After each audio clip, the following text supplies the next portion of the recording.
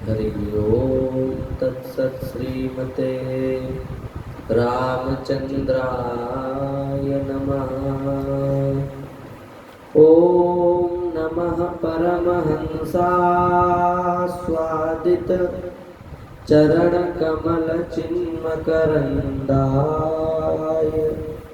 भक्तजनमानसोल्लासाय श्री रामचंद्राय। ओम वागीशायस्य वदने श्रीलक्ष्मीर्यस्य च वक्षसि यस्यास्ते हृदये संवित् तं नृसिंहमहं भजे। वाञ्छा कल्पतरुभ्यश्च कृपा सिन्धुभ्य एव च पतितानां पावनेभ्यो श्री वैष्णवेभ्यो नमो नमः। या श्री स्वयं सुकृतिनां भवनेष्वलक्ष्मी पापात्मनां कृतधियां हृदयेषु बुद्धि श्रद्धा सतां कुलजनप्रभवस्य लज्जा तां त्वां नतास्म परिपालय देवी विश्वम्। हरिशरणं भक्तवांछा कल्पतरु भक्तवत्सल शरणागत वत्सल दीनबंधु दया सिंधु कृपा सिंधु नंदनंदन श्याम सुंदर की महती कृपा करुणा से हम सभी लोग नित्य प्रति मानव जीवन का सर्वोत्कृष्ट फल सत्संग लाभ प्राप्त कर रहे हैं। यह श्री ठाकुर जी की हम सब के ऊपर इतनी बड़ी कृपा है कि हम वाणी से उस कृपा को व्यक्त नहीं कर सकते। यह अत्यंत पावन पर्व चल रहा है। ठाकुर जी ने दास के हृदय में प्रेरणा की कि 9 दिन जो प्रवचन हो वो नवरात्रि के ऊपर ही हो, 9 देवियों के ऊपर ही हो। अतः यथामति यथा समय हम शक्ति की चर्चा करके अपनी वाणी को धन्य कर रहे हैं। प्रथम दिन की देवी है शैलपुत्री, जिनकी कथा हमने आपको सुनाई। द्वितीय दिवस की देवी है ब्रह्मचारिणी, उनकी भी कथा हो गई। तृतीय दिवस की देवी है श्री चंद्रघंटा जी, उनकी भी कथा हो गई। और चतुर्थ दिवस की देवी है कूष्मांडा, जिनका आज मंगलमय चरित्र है, जिनकी आज मंगलमय महिमा है। प्रथमं शैलपुत्री च द्वितीयं ब्रह्मचारिणी तृतीयं चंद्रघंटेति कूष्मांडेति चतुर्थकम्। कूष्मांडा शब्द का क्या अर्थ होता है? बोले कुत्सितः ऊष्मा कूष्मा, त्रिविध ताप सहिता संसार एव कूष्मा। अन्यत्र कूष्मा भवितुमेव नार्हति, अन्यच्च कूष्मा अन्यत्रान्यत्र प्रसिद्धो स्यात्, परम अत्र तु कूष्मा शब्दस्य तात्पर्यं किम यत् त्रिविध ताप युक्ता संसारः एव कूष्मा। अत्र नास्ति कश्चित् शंका कलंक पंकावकाशः। इसका तात्पर्य यह है कि संसार की जो त्रिविध ताप है यही कूष्मा है।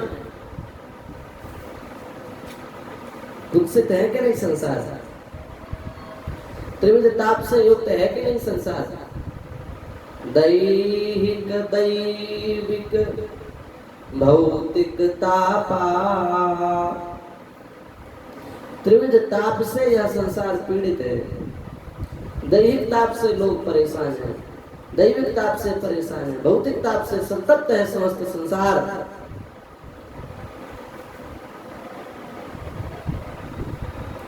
ऐसा भीषण जो संसार है, उसी संसार का नाम है कूष्मा।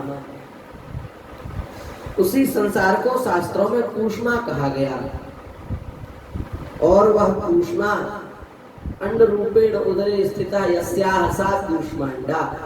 वह कूष्मा ही अंड रूप से जिनके उदर भाग में स्थित है, उन्हीं देवी का नाम है श्री कूष्मांडा देवी। इनको हम सृष्टि रचना में निपुण भी कह सकते हैं। भगवती के हृदय में जब संकल्प होता है कि हम सृष्टि का विस्तार करें, तो वे मंद मंद मुस्कुरा देती हैं। उनकी मंद मंद मुस्कुराहट से ही अंड रूप में संसार की उत्पत्ति हो जाती है। अतएव भी उनको कूष्मांडा कहा गया। और तीसरा भाव यह है कि कूष्मांड माने होता है कुमड़ा। संस्कृत में कुमड़े को ही कूष्मांडा कहा गया है, कूष्मांड कहा गया है। वह कूष्मांड है प्रिय जिसको, वे भी श्री कूष्मांडा है।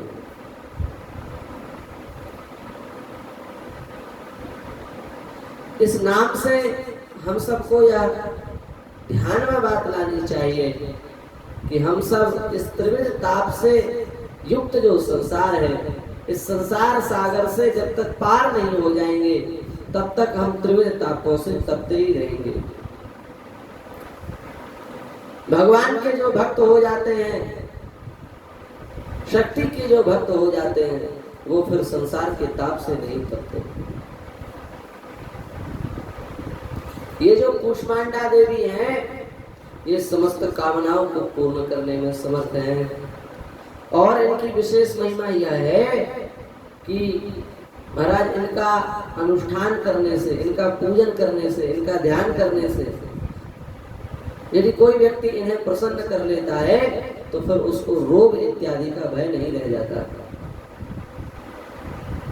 दीर्घायुष्य की प्राप्ति होती है, रोग रहित जीवन रहता है, शोक रहित जीवन रहता है।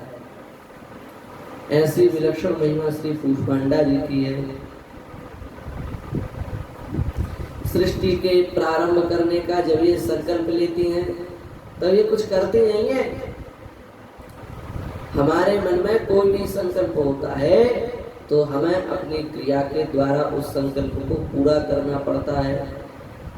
हमारे मन में संकल्प हुआ कि हम लड्डू खाएं, तो हम दुकान पर जाएंगे, लड्डू खरीदेंगे, तब ला करके पाएंगे। पर यहाँ कोई प्रयास नहीं है।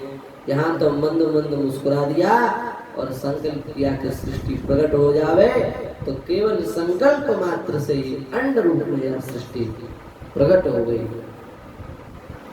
ऐसे दिव्य कूष्मांडा देवी को कूष्मांड अत्यंत प्रिय है। अतः भगवती की षोडशोपचार से, राजोपचार से विधिवत पूजा करें और कूष्मांड का सुंदर भोग उनको समर्पित करें। उनसे प्रार्थना करें हमें निरोग की प्राप्ति हो, निरोगता हमारे जीवन में आ जाए। जब हमारे जीवन में निरोगता रहेगी, तो फिर हमारे जीवन में भजन ज्यादा बढ़ेगा। क्योंकि शरीर माध्यम खलु धर्म साधनम, यह शरीर ही धर्म का साधन है। शरीर अस्वस्थ होने पर धर्म नहीं बन सकता। धर्म का मूल साधन शरीर है। वे भगवती ऐसी कृपा करें, हमारा शरीर स्वस्थ रहे, हमारा शरीर प्रसन्न रहे, हमारा मन प्रसन्न रहे। जब हमारा शरीर स्वस्थ होगा, मन प्रसन्न होगा, तो हम भगवान मार्ग में और अधिक आगे और शीघ्र अग्रसर होंगे और अपने परमार्थ के मार्ग को पुष्ट करेंगे।